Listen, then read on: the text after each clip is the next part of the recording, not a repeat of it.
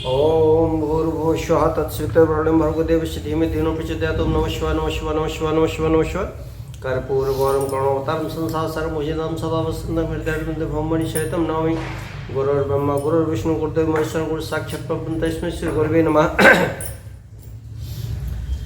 नमस्कार मित्रों, अभी हम कथा सुन रहे हैं बालकांड में, और पिछले एपिसोड में हमने कथा का श्रवण किया था दोहा संख्या 128 तक। और दोहा संख्या 128 तक हमने कथा में श्रवण किया था कि किस तरीके से इंद्र ने नारद जी की तपस्या भंग करने के लिए कामदेव को भेजा और कामदेव नारद जी से पराजित हुआ। और ये कथा नारद जी प्रसन्न होकर, नारद जी थोड़ा मान हो गया कि मैंने कामदेव को जीत लिया है।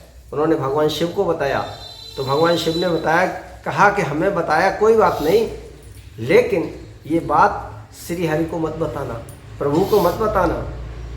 लेकिन नारद ने सोचा, अच्छा बाबा हमें ही घुमा रहे हैं, और ये बात तो प्रभु जी को जरूर बताएंगे। नारद जी पहुँचे और श्री हरि को सारा वृतांत सुनाया, भगवान भोले बाबा के रोकने के बाद भी। अब देखिए आगे क्या होता है। तो दोहा संख्या है 128, और वो है इस तरीके से कि रूख बदन कर बचन मृदु और बोले श्री भगवान, तो मेरे सुमिरन ते मिटे मोह मार मदमान। अर्थात भगवान रूखा मुंह करके कोमल वचन बोले, बड़े अनमने से, क्या कि हे मुनिराज, आपका स्मरण करने से दूसरों का मोह, काम, मद और अभिमान मिट जाते हैं, फिर आपके लिए तो क्या कहना। और सुन मुनि मोह होई मन ताके, और ज्ञान विराग हृदय नहीं जाके, और ब्रह्मचर्य व्रत रत मत धीरा, और तुम्हें की करई मनोभव पीरा।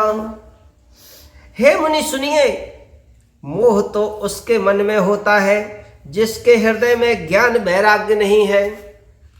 आप तो ब्रह्मचर्य व्रत में तत्पर और बड़े धीर बुद्धि के हैं, भला कहीं आपको भी कामदेव सता सकता है।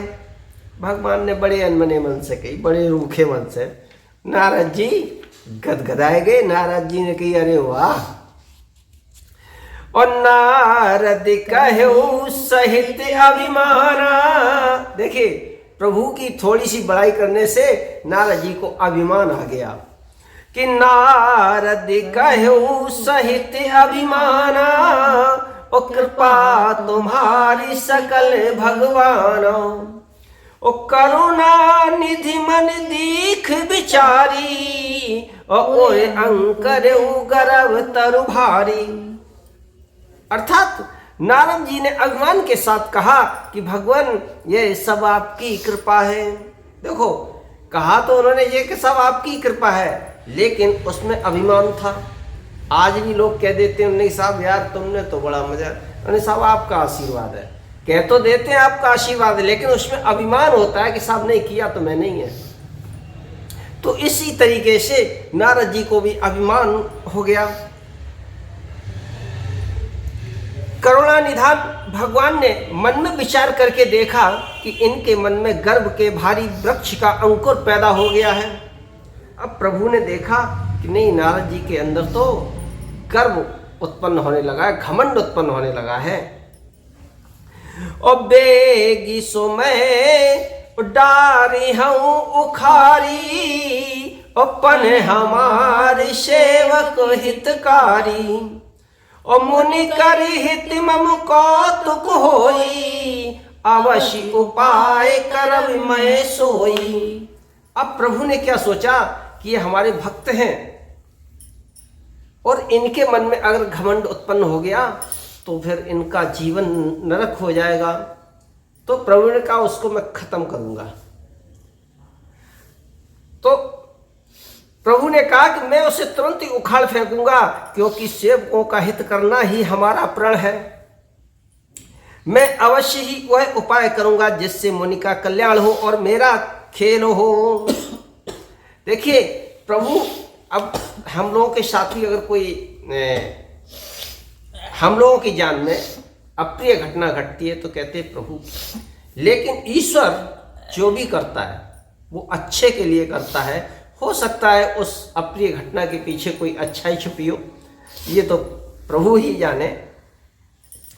और तब नारद हरि और पद शिरनाई, चले हृदय अहिमित अधिकाई। श्रीपति निज माया तब प्रेरी, और सुनहु कठिन करनी तेहि केरी। इधर नारद जी ने भगवान को सिर नवाया और उनके चरणों में सिर नवा के चल दिए। उनके हृदय में अभिमान और भी बढ़ गया। अब नारद जी को और भी घमंड हो गया कि भगवान जी ने भी देखो हमारी बड़ाई करी है। इधर लक्ष्मीपत भगवान ने अपनी माया को प्रेरित किया। क्यों? नारद जी को सही रास्ते पे लाना, उनका जीवन बचाना है। अब उसकी कठिन करनी सुनो कि देखो प्रभु ने क्या किया। बिरिचेउ मग महु नगर तही, सत्य जो जन विस्तार। श्रीनिवास पुरते अधिक रचना विविध प्रकार। इधर माया ने क्या किया कि उस हरि माया ने रास्ते में 100 योजन यानी 400 कोस, एक योजन में 4 कोस होते हैं। 4 कोस का मतलब एक कोस में 3 किलोमीटर, अर्थात एक योजन में 4 कोस और 4 कोस, एक कोस में 3 किलोमीटर, यानी एक योजन में 12 किलोमीटर। तो एक नगर बसाया गया, एक नगर की रचना हुई। उस नगर की भांति, उस नगर में भांत भांत की रचनाएं थीं। लक्ष्मी निवास भगवान विष्णु के नगर बैकुंठ में बैकुंठ से भी अधिक सुंदर नगर बसाया उसने माया ने। और बसही नगर सुंदर नर नारी, जने बहु मने से जे रति तनुधारी। ओते ही पुरी बसई शील निधि राजा, अगणित है गए सैन समाजा। और उस नगर में ऐसे सुंदर नर नारी बसते थे मानो बहुत से कामदेव और उसकी स्त्री रति ही मनुष्य की शरीर धारण किए घूम रहे हों। उस नगर में शीलनिधि नाम का राजा रहता था। उसके यहाँ असंख्य घोड़े, हाथी और सेना के समूह यानी टुकड़ियां थीं। और सत्य सुरेश सम विभव विलासा, रूप तेजेवल नीति निवासा।